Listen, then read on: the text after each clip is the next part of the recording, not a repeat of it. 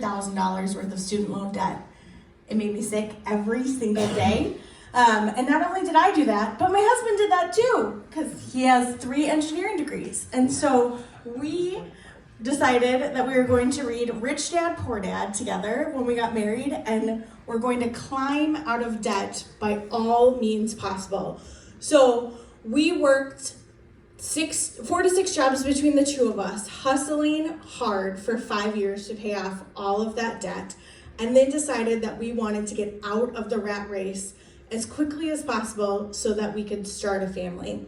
Anybody else a parent in the room or have nieces, nephews, just by a show of hands, young people that you care about? Okay, perfect. Yeah, so this is our daughter Lyra. She just turned 6, and she is the pride and joy of our life. And so we wanted to be the type of people who could really be present and be digital nomads for her and create a life that we dreamed of as kids. And so once we got out of debt, we went all in. We sold our house like crazy people and decided that we were going to use the profits from that fix and flip house to roll it all into passive investments in real estate syndications. So, long story short, our portfolio grew immensely. I used some of my marketing skills to parlay and add value to a whole bunch of different syndicators in this space. Grew to over $1.5 billion in accumulated portfolio value, and timed the market right, started syndicating around 2017, and then exited our last property last year. And so because we did that, we chose to take all of our proceeds from every single syndication and put them into an endowment, and have now created a family foundation that continues to invest passively in syndications. I continue to use my marketing maven skills here at Sponsor Cloud, and you'll see me weekly on our Sponsor Network webinars or working with many of you as you pitch your opportunities. When I'm not working, you can see that I'm a soccer mom. We created that lifestyle that we set out to create. Both my husband and I coach our daughter's soccer. And when I'm not doing that, fun fact, I'm a sailor. So many of you know we're going on a boat today, and there has been a storm brewing in commercial real estate. And we're going to talk a little bit about the storm that's brewing and what you can do about it.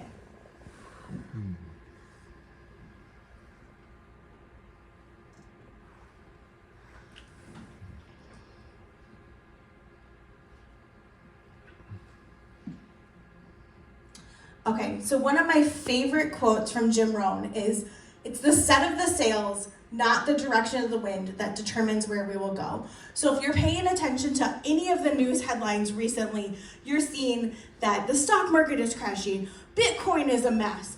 There's so much fear and drama that's plaguing all of us. People are losing their entire portfolios. And you can choose to focus on all of those things, on the storm that's brewing, or if you're like me and the members of the Sponsor Cloud team, you can choose to be in the eye of the storm and just focus on setting your sails, or working on your mindset and seeing the opportunities that the wind is going to bring. So with that, there are a whole bunch of opportunities that are happening in commercial real estate, and I just want to highlight a couple that I'm seeing for you. So the 4 main areas of opportunity and trends that I'm seeing in commercial real estate are capital availability, economic recession is in the looms, there's going to be riches in niches, and there are some major technology advances. So what do I mean by that? Well, capital availability, I talked a little bit about this, how there's so much stock market volatility. We tell this to our investors day in and day out. If you want to invest, if you want to make sure that your retirement is secure, you need to start diversifying above and beyond the stock market. And so that's one great parlay into real estate syndicating. We also have talked about how blockchain has gone through huge ebbs and flows and crashes, and it's not that stability. It's not as stable as it could be, and so people are looking for alternatives beyond blockchain, beyond the stock market. And so where do they look?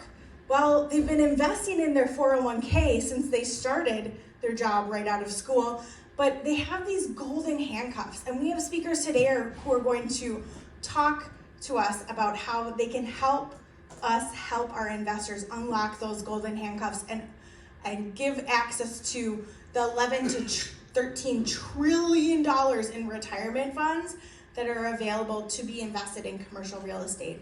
Another great source of capital that people don't think of all the time are the venture capital markets. So we're looking at over $230 billion.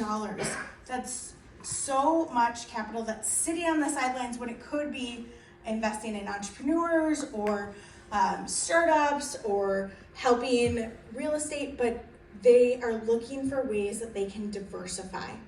The fifth area of capital is family offices. So like venture capital, the main sources of where they invest needs to differentiate.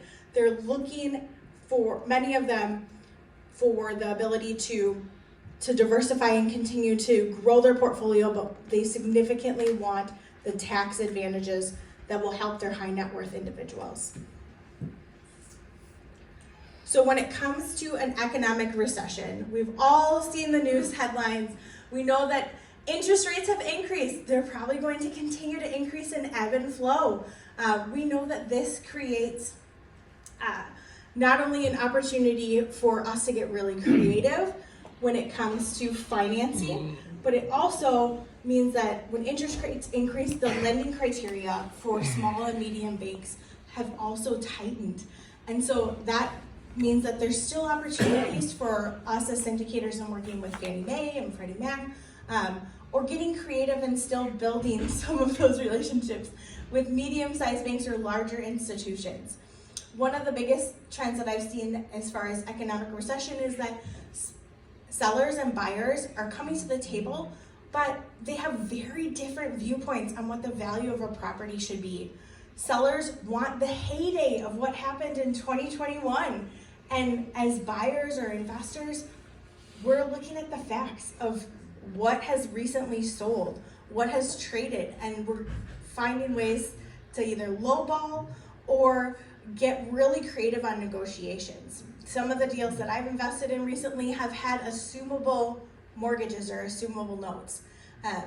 And that just continues to open up the door for creativity when it comes to negotiations and winning the types of deals that are available right now.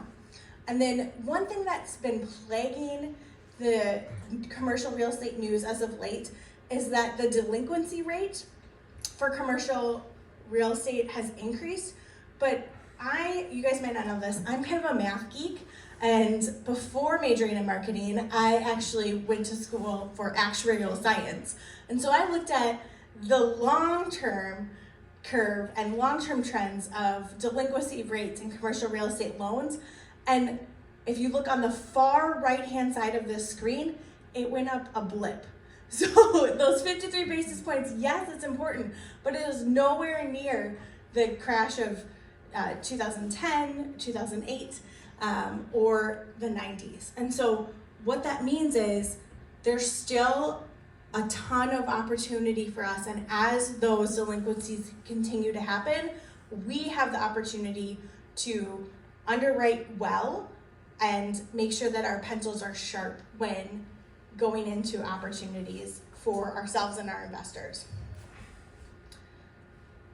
Okay, and so you might have heard this in other presentations as well, that the riches in commercial real estate are truly in the niches. And so when you have the opportunity to focus on a whole wide array of commercial real estate, you can go from investing in multifamily, maybe you do value add, maybe you focus on